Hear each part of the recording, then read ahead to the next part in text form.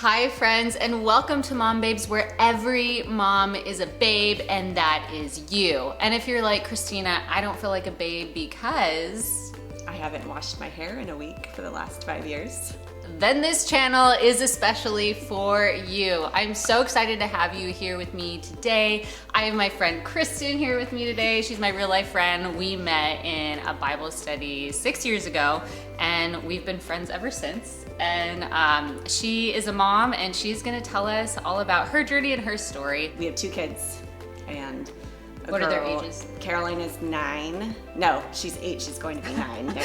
She's like, I'm gonna be 10. Like, she's already 13. You're not even. And then Carter just turned 5. Well, we've been through a journey recently. So I stopped working. I was a nurse for 11 years, and then God just called us to take a step back from that and to sell our house. And I feel like I'm going to start crying now. it's just emotional anyway. Yeah, it's so a big transition. Just following like that calling for our family. Yeah. And for me, because it was not a good environment for me, but to make sure that our family is in the right place. So we know that we're in the right direction and feel like peace about all of this. So it's been good. And we have our own house. So we sold our house. We lived with my mom for a year, and it was a blessing, yeah. But also interesting because it's family.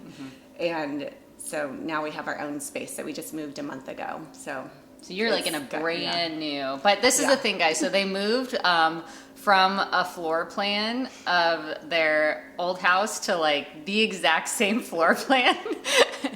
And then I asked you the other night if you set it up the same. Yes. And then what did you say? Nothing can change.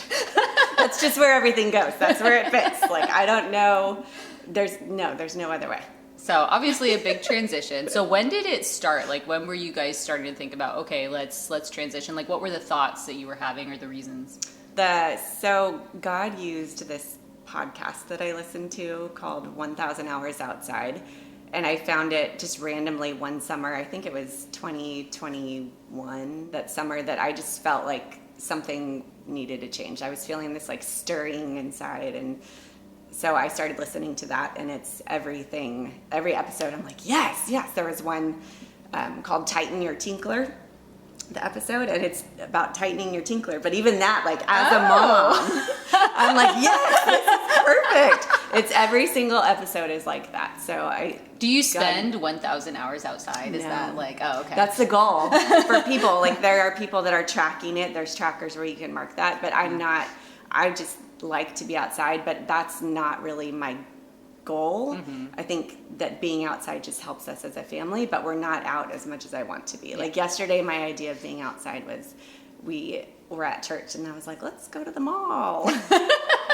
Because I wanted to buy some new pants for today. Well, hey, are these new? They're These very are my cute. new pants. Ooh. Thank you. Well, it's outside your house, like that. I know counts, that. right? That was the idea. Was like to not be inside our house. Yeah, so to be out and about. I think that totally counts. So from this podcast, and then what like kind of like made you actually be brave enough to make the shift? Because it's a big jump, you know what I mean? Especially being in a career for so long, and like a pretty, serious career. Brent so it was like a year before. So we moved into that house in 2020. We moved in the middle of COVID, because that's what people do. Yeah.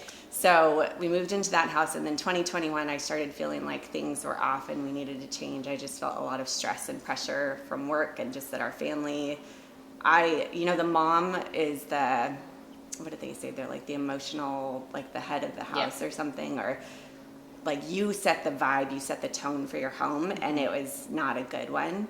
So I just knew it had to change. So I was talking to Brent about it, and he's like, I just don't feel like I want to sell the house. And then a year later, then he felt peace about it, and God like moved him. But I can see that now looking back. Like that he like spoke to both of you, and you both came to the same thing. Even though it wasn't like, I know, even though it wasn't like your idea of timing, but I know it could have taken 10 years. I know. But I could looking back, I can see that now, because had we moved when I had thought it was time, that we would have been in my mom's house for 2 years. Yeah. And that would have been a lot. We were at, I love my mom, and it was a blessing that my family helped to provide that in that time. But it's like we needed our own, that was the idea, like we needed to be our own family and our own place. So we sold our house actually in 2022. We listed in July, listed our house for sale. It didn't sell until December. And I had quit my job. So I had 2 jobs at the time. At one point I had like 3 jobs. So this one I did. No wonder the vibes weren't like amazing. They were all like 1 or 2 days a week. But even with, it's just, it's a lot. So I quit my first job, like my primary job in September. Okay. And then our house sold in December. And then I quit my second job in the following January, the end of January. Gotcha. So then what about the third job? that one was the past May. Oh, okay, gotcha. I just never showed up again. You guys are in like a new space now. Like what is the feeling like? Is it like kind of what you expected? Is it different? Is it nerve-wracking? Is it exciting? Like what are you feeling about the transition? Are you happy you did it? Are you regretting anything? No, no regrets. I feel a lot of things. We don't really have that what we're going for yet, but I think it's just a slow build. Yeah. Right now we're just still in survival mode, but I think everybody's just kind of like that, but it's not in a negative way. But I'm like, okay guys, we gotta go, like get up. Like we don't have time for breakfast, get your shoes, let's go. Here's a protein shake for this morning was a little bit better because I had to get ready. Mm-hmm. So actually like brush your hair. Yes. And my teeth, you're welcome. I always feel like I'm like, dude, I like brush my teeth, I put on deodorant, I'm wearing a bra, like life is like, we're ready to go for the day. There was a day last week that I didn't brush my teeth before I took Caroline to school. And then you're like, you get there, you're like, and then I got home and I was like, when you don't feel like a babe. Oops, nothing. What would you say to like a mom who's like resonating with what you're saying? Like she's like, I feel the same thing, like I'm not bringing good vibes to the family. That's hard because I think everybody is different, and I used to think that there was something wrong with me for the longest time because there's so many moms that work and are fine. Yeah. But I just knew, I think, and that goes with just schedules in general, and like I want to say sports because I feel like that's the biggest thing for like, kids sports. Like people are like, sign them up. Like the minute they're ready, they want to get into it. And I feel like it's the same thing with working. You're just in it and you're just doing it and it's fine. But it's the busyness of it and all that goes along with that. I don't know what to say. I just felt led. I feel like just listening to yourself and knowing that it's okay. That knowing what your goal is for your family. If you can do that and be successful and have a good tone in your home doing that, then that's good. If not, then reevaluate. Let some things go. Keep it simple. Yeah. That was the biggest thing I kept thinking for today was like, keep it simple. But also just in life, we don't need to overdo it. We're in this life that is just overdrive all the time. So what you're saying really resonates with me because my kids are younger, I have a 1-year-old, 3-year-old, but there is, I feel what you're saying, like this cultural push to like sign the kids up for sports as soon as possible. And even like preschool, and I'm like, I don't know, maybe you're a little rebellious in this way, but because there's so much pressure to like, you need to have something for your kids every day and every kid has to have an activity. I'm like, no, like we're not doing anything. I just really want to create this space for them to like be bored and like, have family time and have downtime and not have every day scheduled. And I don't want to live my entire mom life as a taxi driver, like all our quality times in the car. Not that car time isn't like, it can be cute, but like, I don't want that to be all our time. Yes. And so like, that's really like cool to hear you say, even though you're a little ahead of me in the mothering journey, like the value of like drawing those boundaries. 100% but it's hard. How do you set those boundaries? What things have you chosen to put into your schedule and what things are you saying no to and why?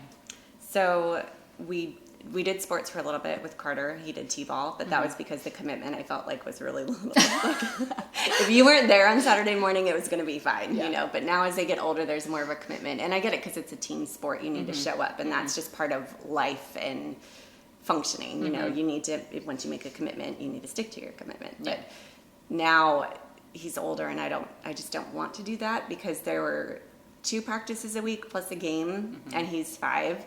And so it becomes more and more each time, I think, and that's a lot.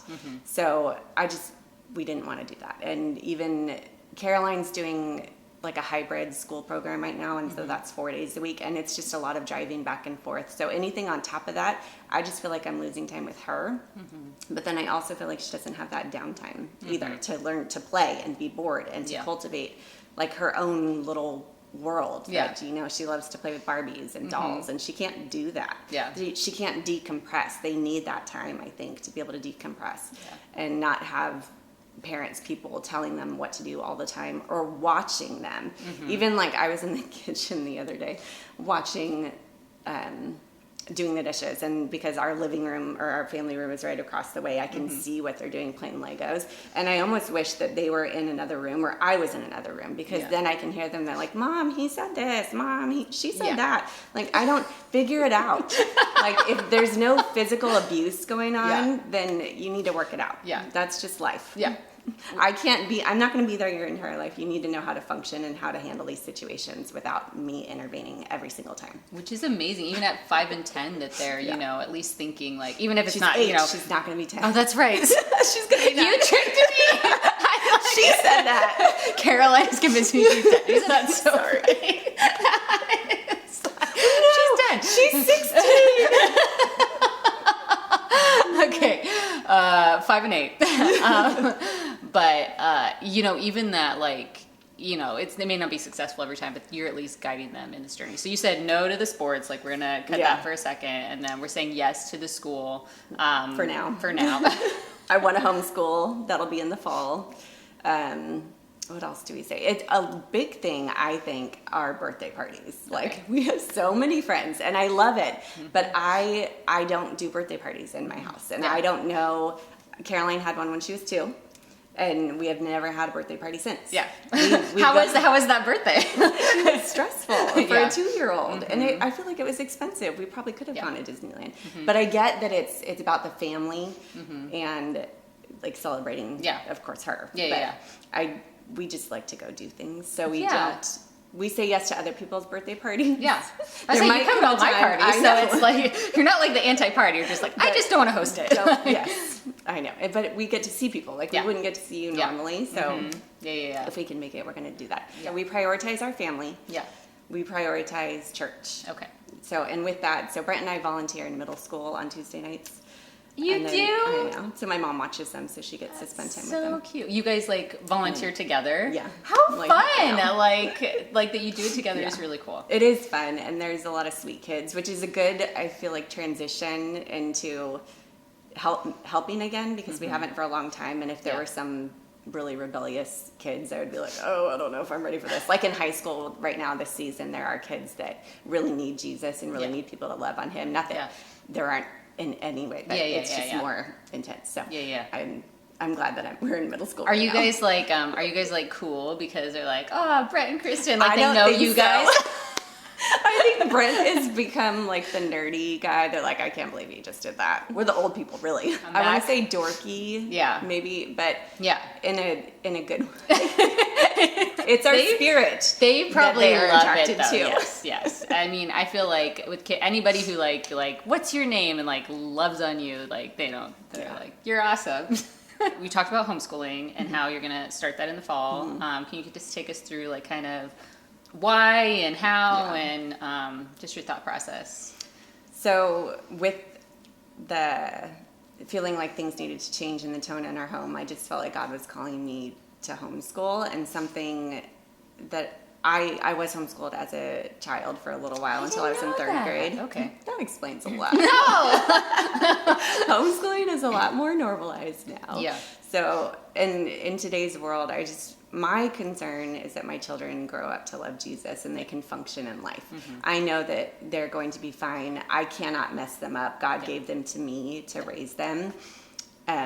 So my priority is mostly that. We are going to educate, and there are laws they will learn like you have math to and abide reading. by. Yes. But it's going to be, I'm not bringing school home. Okay. I'm going to do it a little bit different. And I think that was my mistake, because I tried to do it before while I was working, and it did not work out well. What do you mean, like, you're not going to bring it home? What do you mean? So I'm not going to have like a typical school room, or we're not going to do it like this. as rigorous as they would in the classroom. Okay, gotcha. So we still do those things, but you do it differently, and you learn in the world. Like you can take your classroom outside, you can do math on the trampoline, you know, you can write it on the trampoline, or if it's not working that day, you figure out what is working, because we're setting the tone for our homes, and I want our family to be strong and, you know, spiritually and as a unit. Yeah. And so those are my priorities. That is like beautiful and like so countercultural, because we are so like, even in like our workspaces, like so regimented, and like it sounds like you create freedom for them to kind of like bring themselves into their education and like, you know, take leadership a little bit. Yes, that's the big thing, is them learning how to learn on their own. Because today I don't think that we're teaching kids how to do that. Yeah. So I haven't started any of this. So these are my thoughts. I have so many thoughts and ideas, and I'm praying, and I've gone through curriculum after curriculum trying to figure out what I want to do. And I finally got to this one, and even the other day I was like, I don't know, should I just do something else? Should I switch it to this other thing? But I just felt God saying, nope, just stick with what you have. And then he will bless them. Yeah. Are you excited? Are you apprehensive? Like both, because we haven't had a routine. And again, Caroline is 8 years old, and we have not had a routine ever. You know, we get up and we just kind of do whatever. And when I was working, I worked, and then the next day it was whatever it was. I just woke up and did anything. There wasn't a time frame. So that's going to be difficult because I don't like mornings. So we'll see how it goes. I'm a coffee person too. Yes. I never used to be, and then I had kids, and I'm like, oh, this is why everyone drinks coffee. Well, and then I lay in bed for like 10 minutes wondering if I'm going to get up and do it today. And then when I do, I drink my coffee and I sit there for another half an hour, which is not a good routine. So I need to be... it's great. It's leisurely, but this is the power of like, you know, if for you, like that's your thing, is I need my like leisurely morning to kind of wake up, then you can have that because you get to set the schedule. You know what I mean? But it needs to start at like 6 probably, not at 8. That's not good for anyone. My kids, I mean, they can get their own cereal, and so it's nice. But they're older and independent. I'm trying to promote like self. I want to say readiness, but that's not like the word. Responsibility. Like, yes, that they are capable. I continuously say you are capable. Yeah. And I feel we also need to be servants, and I get that. And as moms, that's our job. And I've never been good at that. I'm not good at like, would you like your glass of water? Do you need anything else today? Because I can't. It's not normal for me. Yeah. So there's a fine line for me. Yeah. Of being a servant and making sure that my kids are capable and that can do that. Because it's not out of laziness for me.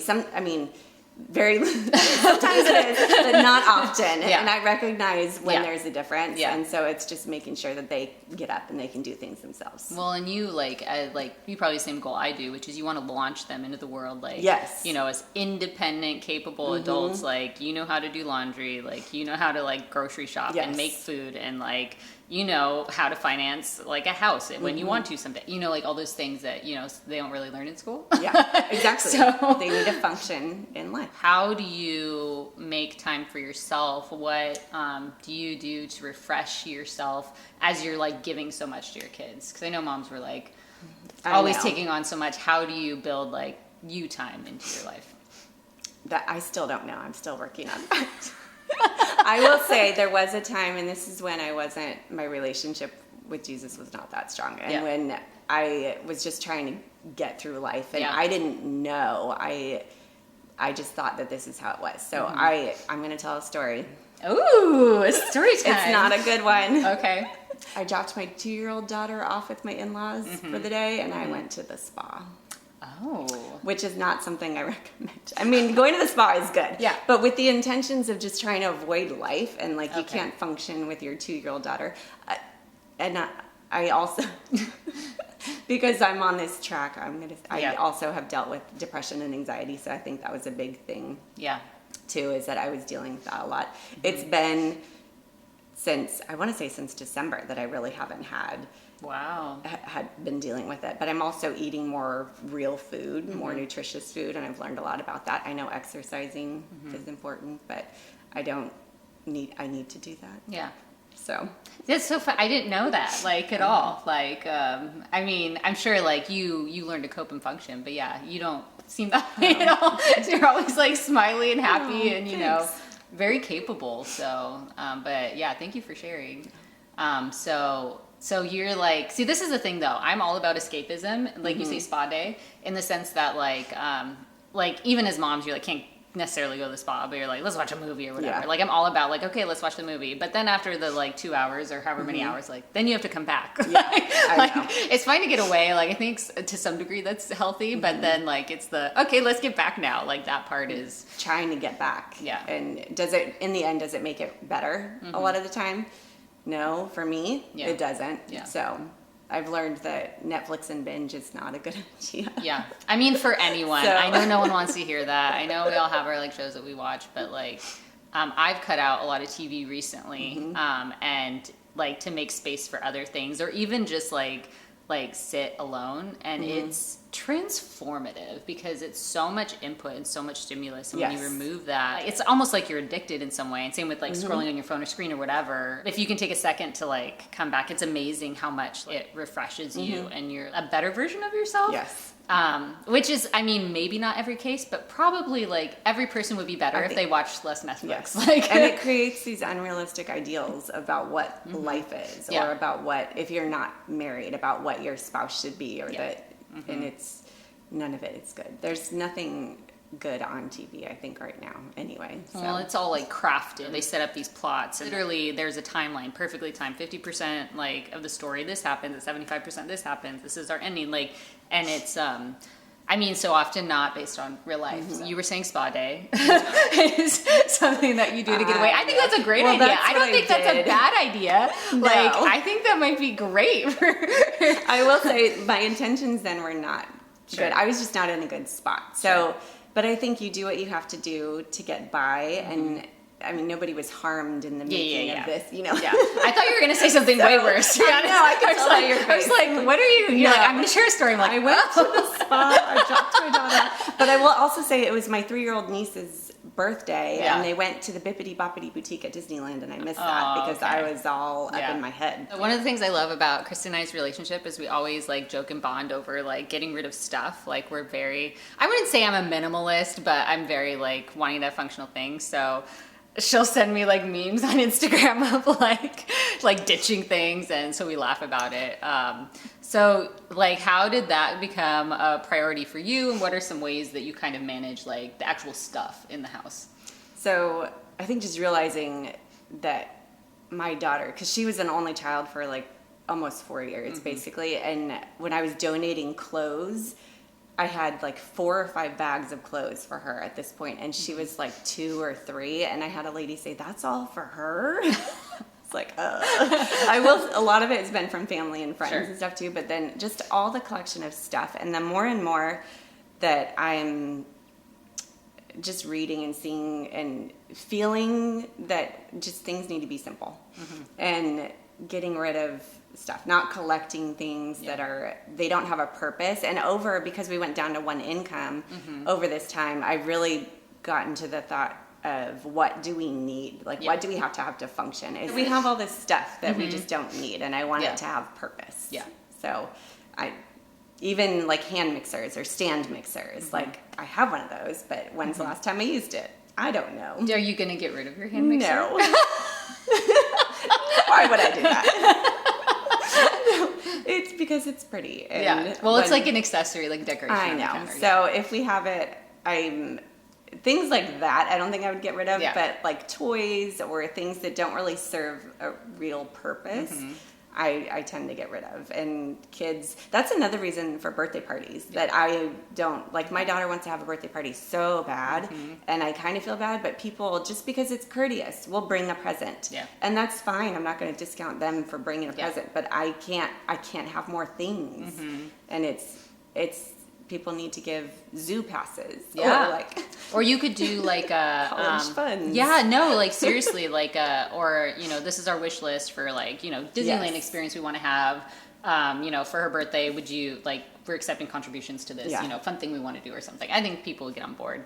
But then you'd always have that one person that's like, no, I picked out this handmade gift for you and I want you to have it, which is fine too. But I think people would get on board because even This sounds strange to like our parents' generation, but for my son's first birthday, I had a registry. You know what I mean? Not that like if you got something off the registry, I was mad about it, but it was like, hey, like this is what we need and what we're gonna buy anyway. So and everyone was like, this is great. I don't have to think about what I'm gonna buy. You know, and then for them it's easier, and then for you, like you actually get something that you were gonna buy anyway. Useful. And even stuff that I bought my kids for Christmas, I will go through the next year and I'm like, we're not using this. Yeah. Why did I waste money on this? Yeah. It's just not. That podcast that I listened to. Yeah. There was someone on there she interviewed that said she had like 3 sets of toys for her boys. She had like Legos, the Magnetiles, and something else. And then mostly they just played outside. Yeah.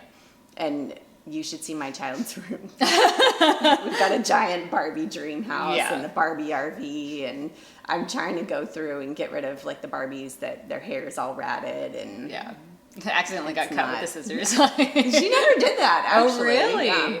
I think because she was the only one for a long time, so I had more control over like, you're not using the scissors to cut your Barbie's hair. The cool thing about this and like how you are is when I had my first kid, you guys, Kristin gave me like all this stuff. Like you gave me like a walker, you gave me tons of bottle stuff, a wipe warmer, like like clothes. Like you just gave me like all these things that then I was able to use that I didn't have to go out and buy. So this is the beauty of like not hanging on to things and having this perspective, is that it does actually, you know, help someone else. I always think that's cool. Like if you're, you know, like feeling sentimental about something, but you're not actually using it, like thinking about who else could benefit from it, I think is like always invaluable. But we're also, going to like a clothes swap thing. I was going to mention that. So you can get rid of your old clothes and maybe get some new clothes, or maybe take nothing at all because you don't want it anymore. So I'm excited. I was hoping to find some black pants there, but I just went ahead and bought some because I didn't know. I don't know if anybody's going to bring black pants. So it's basically this thing where everybody brings like their stuff. I don't even know how it started, but I guess I think she did it, in she lived in Orange County. So everybody brings like their stuff that they want to donate, and then like you guys all swap. So then like even though it's not brand new, for you it's new. So it's like a fun way to, you know, get new things into your closet, but also like, you know, like have someone else have something fun, and then you can like cycle through things that, you know, you're like, oh, I thought I would wear this, but you never did. Are there any closing thoughts or any encouragement or things you want to say to moms, especially those that are considering kind of the transition you guys just went through? Keep it simple. That's the biggest thing in life. And I was never like this before. I was a type A. I don't even know what I would call myself now, type A and a half. Like, have I regressed to a B? Is that because you just I'm a B plus. It's better than a B minus. I just have let stuff go, and you can't control it. There's things like when you get married, there's things like you get upset because your husband doesn't put his shoes where they belong. Yeah. But then I remember specifically that we were at this Bible study, and that was the thing, was his shoes are out, and one of the guys said, well, I would say to you, pick up his shoes, but I would also say to him, put his shoes away. Yeah. And I was like, I would never put his shoes away or pick up his shoes. You know, he needs to do that. Yeah.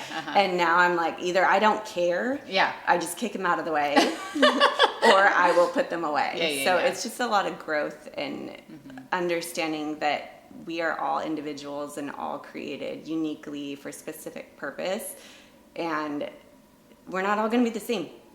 You know, Caroline is not the same as Carter, and I'm still trying to figure out what that means.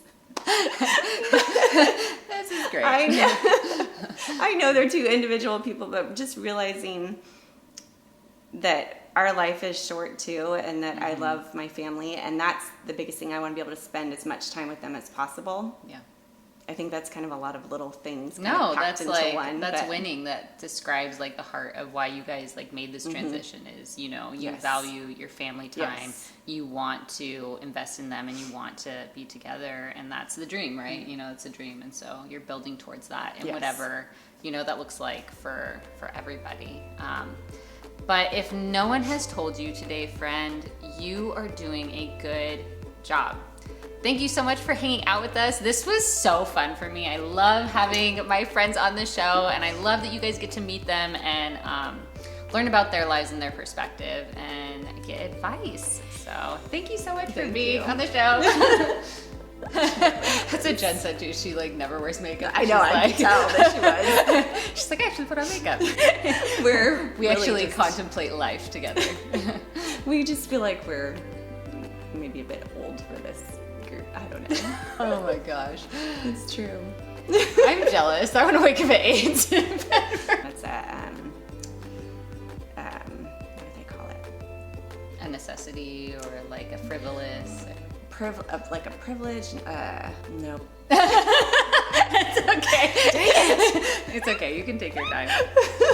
The word. Like, I can't think of it. That's gonna bother me. we'll look it up. What was it? So like synonym for Is it like a necessity? Is it a dispensable, disposable, excessive, expendable, no? non-essential. Well, it is not essential. Or is it just like a?